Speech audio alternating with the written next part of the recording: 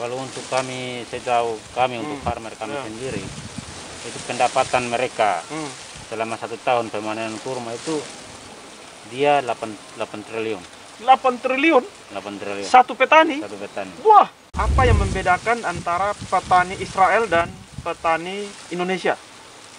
Mengapa kemudian kakak melihat Indonesia ini lahan alamnya luas tetapi belum dikelola secara baik? Di sana kemudian setiap bulan bisa rata-rata peroleh berapa duit itu kalau dirupiahkan.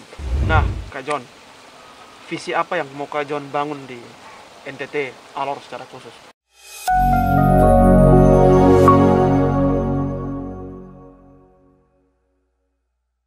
Ya, halo, shalom, salam sejahtera bagi kita semua. Salve, assalamualaikum warahmatullahi wabarakatuh. Jumpa lagi bersama saya dalam acara Alor Podcast, di mana pada hari ini saya sudah hadir bersama dengan satu tokoh muda Alor yang sangat luar biasa, di mana dia jauh-jauh mencari ilmu pertanian di Israel, dan dia sudah hadir di samping saya. Saya langsung saja menyapa. Shalom, Kak John Olang.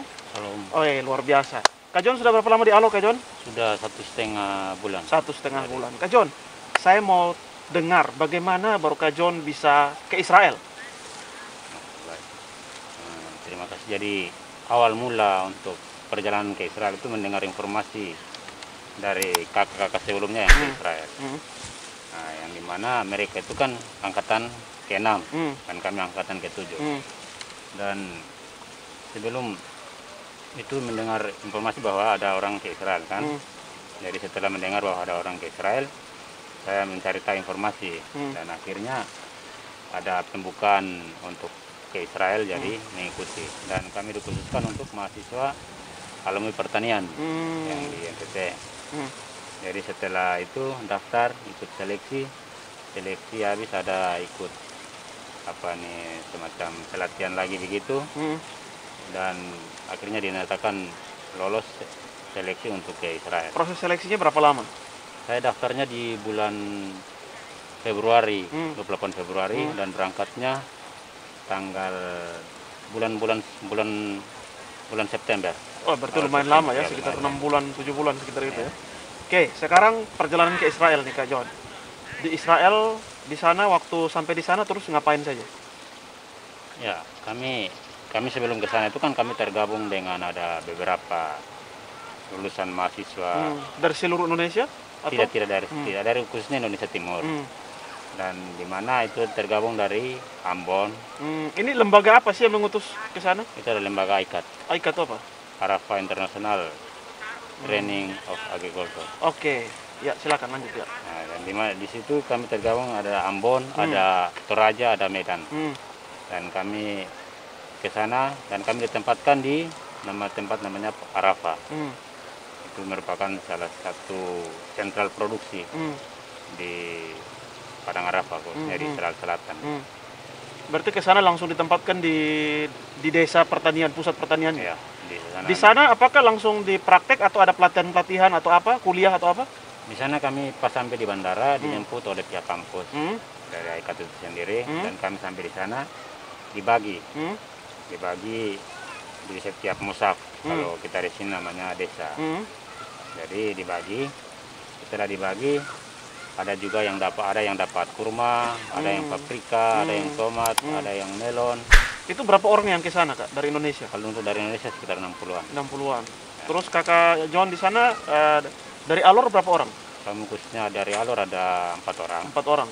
Itu semua di satu tempat atau dipisah-pisah? Dipisah-pisah. Kak John dapat di apa? Saya dapat di kurma. Kurma, oke. Sekarang kita mau bicara tentang pertanian di Israel. Kak John, bisa gambarkan tentang kondisi pertanian di Israel itu seperti apa sih? Kalau untuk kondisi pertanian di sana, khususnya untuk sumber daya alamnya, terlalu berjauh dengan kita, khususnya di NTT. Kita lebih kaya? Ya, kaya kan sumber daya alamnya. Dari segi airnya, dari segi struktur tanahnya. Karena kita di sini tanahnya ada hitam, karena di sana itu pasir tok. Pasir tok. Ya. Tetapi mau dibilang pertanian mereka sangat-sangat luar biasa. Sangat luar biasa. Itu apa yang membuat sehingga mereka walaupun sumber daya alamnya terbatas tapi pertanian luar biasa? Yang pertama teknologi mereka. Teknologi, oke. Ya, teknologi mereka. Hmm. Yang kedua manajemen mereka bagus. Manajemen pertanian ya. Ya, Bagaimana manajemen pertanian yang mereka kembangkan di sana? di sana semuanya sudah tersistem. Dari segi kalau untuk petani khususnya petani itu hanya merawat tanaman. Dia tuh merawat tanaman agar di tanaman itu bisa tumbuh subur. Habis itu dengan perhatikan kualitas tanaman itu sendiri.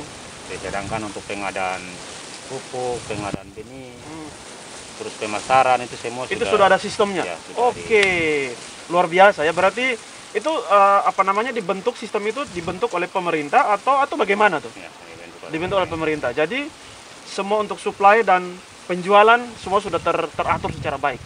Jadi tidak mungkin rugi begitu ya. Nah, terus kemudian sentuhan teknologi nih. Mungkin Kak John bisa menggambarkan tentang sentuhan teknologi apa yang yang terjadi di Israel. Sampai sejauh ini sentuhan teknologi mereka itu mereka mau dibilang teknologi irigasi tetes yang sekarang dikembangkan istilah smart farming. Smart farming. Ya. Oke, itu bisa digambarkan apa itu smart farming? Karena mau dibilang semua irigasi tanaman yang di sana itu menggunakan smartphone. Jadi menggunakan smartphone. Ya, luar biasa ya. semua menggunakan aplikasi. Jadi jadi mau siram tinggal tekan di smartphone saja. Ya. Wah, ini luar biasa sekali. Jadi itu kira-kira misalnya jam begini jalan langsung jam begini mati. Jadi semacam otomatis. Jadi di sana misalnya bagaimana 1 hektar begini jam sekian jalan, jam sekian mati. Setelah itu 1 hektar lagi ya di sana istilah dunam. Dunam tuh. Jadi semacam 1 hektar begitu per hektar. Dari 1 dunam jam sekian ini jalan mati. Habis itu pindah lagi 1 dunam lagi mati. Itu jadi, otomatis. Ya, dia sudah di setel otomatis. Luar biasa. Akhirnya membuat Israel sangat populer ya dengan Israel tuh lebih diunggulkan apanya sih dari sisi pertaniannya? Di sana untuk keunggulan pertanian itu ada kurma, paprika. Itu rata-rata diekspor kemana saja? Itu diekspor ke Rusia, Amerika, Eropa. Oke, Kak, apa yang membedakan antara petani Israel dan petani Indonesia?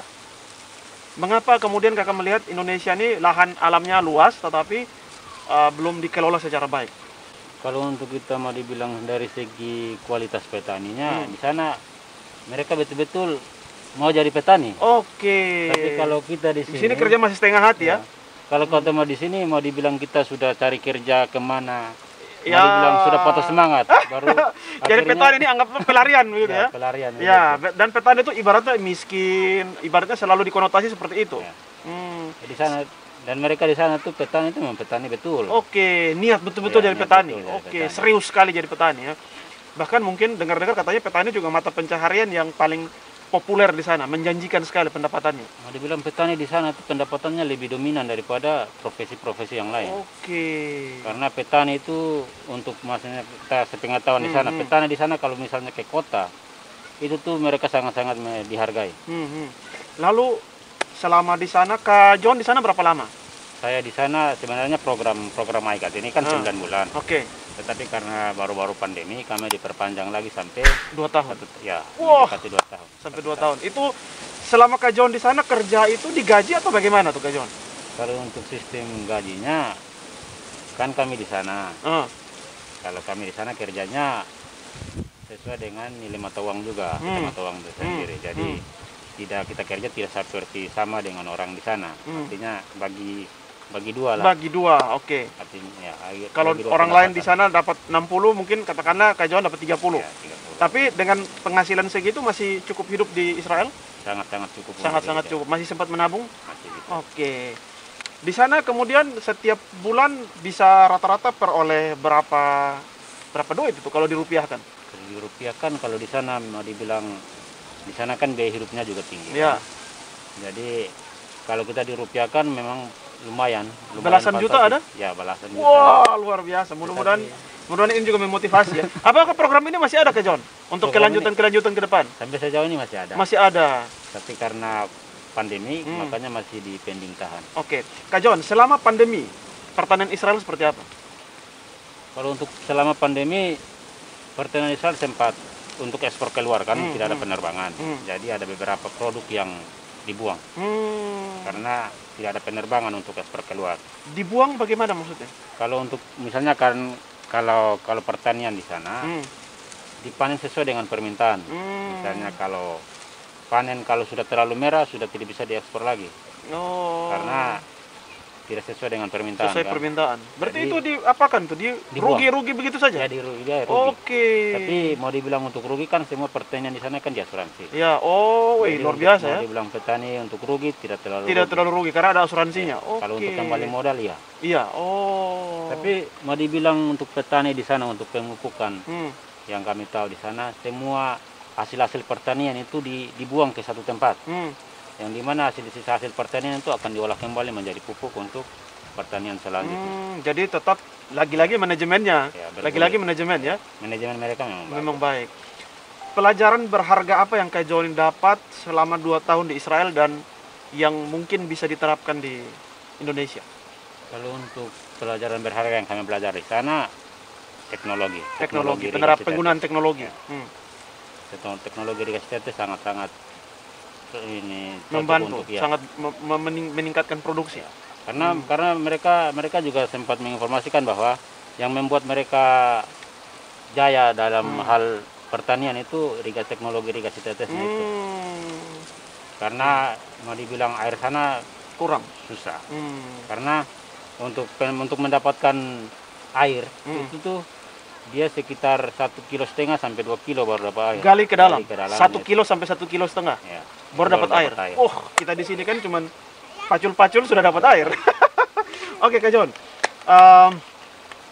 Selama di Israel, kemarin kan sempat terjadi konflik tuh. Gaza dengan Israel. Itu dampak kepada pertanian apa? Kalau untuk dapat kepada pertanian tidak ada, mau dibilang tidak ada dampak. Tidak ada dampak sama Tidak sekali. ada Tetap dampak. petani tetap enjoy. Karena semua pada porsinya masing-masing. Oke. Kalau untuk masalah konflik antara Gaza, khususnya Gaza dengan Israel itu kan urusan militer mereka katakan. Itu tanggung jawab militer. Terus kalau untuk masalah pertanian bilang terhambat tidak. Karena masing-masing pada porsinya itu. Petani aktivitas dengan pertaniannya, militer urus perangnya, terus orang kesehatan urus pandemiknya. Jadi masing-masing pada porsinya masing-masing. Masing-masing pada porsinya masing-masing. Nah, Kak Jon, visi apa yang mau Kak Jon bangun di NTT Alor secara khusus? Kalau untuk khususnya secara saya pribadi, dari teknologi yang saya belajar di sana, jujur secara pribadi, sejauh ini saya ada mencari lahan yang cocok untuk terapkan ilmu-ilmu yang di sana. Jadi sejauh ini belum dapat Lahan yang cocok. Apa sih kriteria lahan yang cocok itu? Lahan yang cocok ya, lahan yang seperti yang di belakang. Oke. Rata. Oh ya, rata Supaya ada airnya. Ya. Supaya instalasi irigasinya kan dia merata, pengairannya sangat merata. Kalau dia miring kurang bagus. Jadi wilayah Israel itu rata saja? Iya, ada rata. Oke. Jadi minimal lah 1 hektar. Minimal 1 hektar. Nah, Kak Jon, biasanya rata-rata satu petani di Israel tuh penghasilannya katakanlah 1 hektar itu berapa tuh kira-kira tuh? Kalau untuk kami, sejauh kami untuk farmer kami sendiri, itu pendapatan mereka selama 1 tahun pemanenan kurma itu dia 8 triliun. 8 triliun? 8 triliun. Satu petani? Satu petani. Wah, satu petani dapat 8 triliun rupiah. Luar biasa sekali ya. 1 hektar atau seluruh kurma yang mereka panen. Itu kemudian mereka bayar gajinya berapa satu kelompok, anak buahnya rata-rata berapa tuh? Kalau untuk kan di sana kan untuk tenaga kerja kan semua kan dari Thailand. Mayoritas dari Thailand. Ya. Oke. Mereka sudah bangun kerjasama tuh dari tahun 86. Oh, apa yang membuat orang Israel senang dan orang Thailand? Kalau untuk masalah senang itu tuh mungkin dari borosnya juga. Oke. Karena orang-orang Thailand tuh orangnya boros. Oh. Karena kemungkinan supaya tarik orang pekerja Thailandnya kerja di situ supaya perputaran ekonominya tetap pada itu. Itu mungkin salah satunya juga.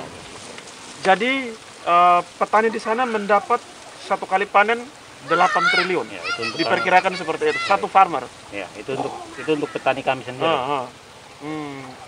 Kak Jon,